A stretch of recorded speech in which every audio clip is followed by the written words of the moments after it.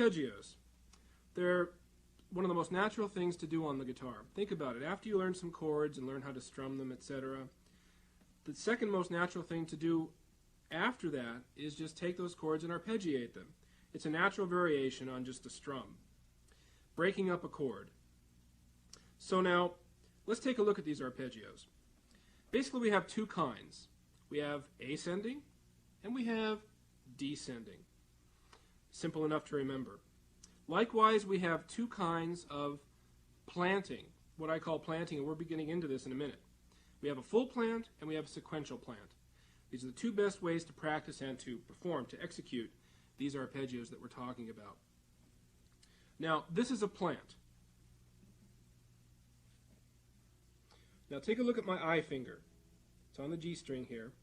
Now, I'm going to plant, I'm going to do, kind of exaggerate here and show you what I mean. Remember before we talked about place, pressure, release? Well, that place basically means I was planting. Place, place.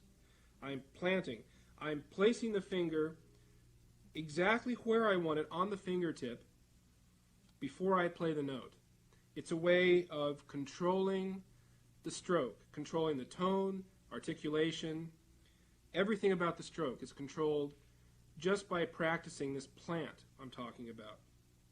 Let me play this a few times for you. Now you're saying, well, Scott,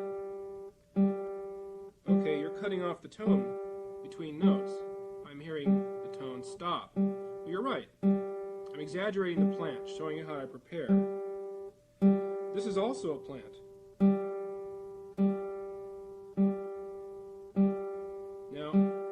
The gap between notes at all.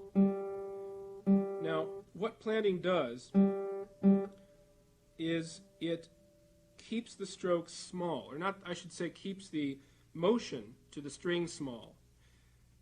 When we practice planting, basically it disciplines our finger not to come way out too far and hit the string. When you hit a string, you can't control the sound. You cannot control the stroke when you hit a string. When you control a note, you must plant the finger. And basically that just means just momentarily touching the string accurately before you play it, before you play the note. Now, for a full plant is as it implies. We're putting the fingers involved down before we play them, and we're putting them all down at the same time. So let's say we have an ascending arpeggio, which, by the way, we use is where we use a full plant. Okay? Now,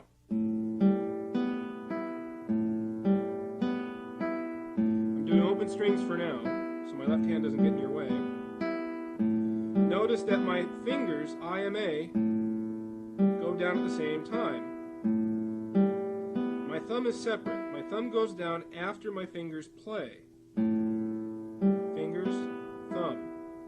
Fingers, thumb, etc., etc.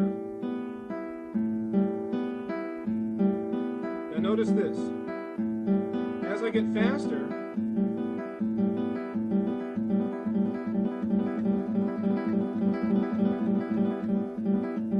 see what happened? I stayed close to the string. I stay close to the string naturally because I practiced planting. You can also do an ascending arpeggio sequentially planting, which means putting down each finger simultaneously, or individually, I should say.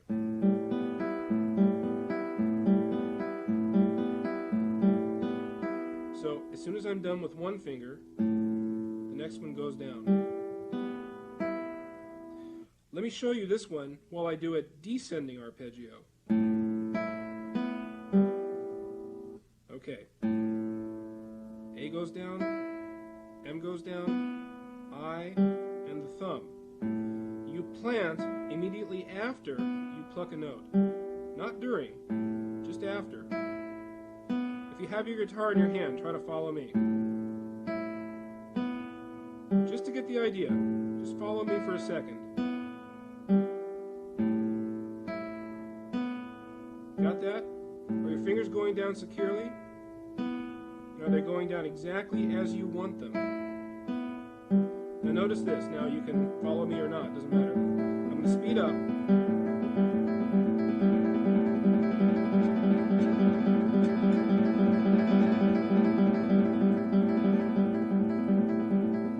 The stroke didn't change. I didn't come out any further from the string. So you can see the benefits of practicing planting. You're going to control your tone and your movement by this practice. Now, how do we practice these? As far as I'm concerned, the most well thought out, well laid out set of exercises for arpeggios is still to this day Mauro Giuliani's 120 right-hand studies. I like them because they're almost mathematically figured out. Whether he figured them out mathematically or not is beside the point. Just about every possible arpeggio combination is in there. Granted, he uses just C major and G7 chords, and a lot of people think, well, how boring. Well, that's not the point.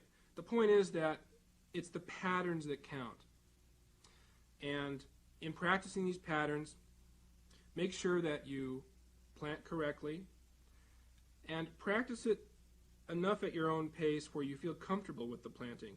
You can always, again, I keep saying this, but you can go back and review the tape and look exactly, get that close up and look and follow me. And there are plenty of suggestions in the book on how to divide up the arpeggio studies themselves and practice those. Good luck.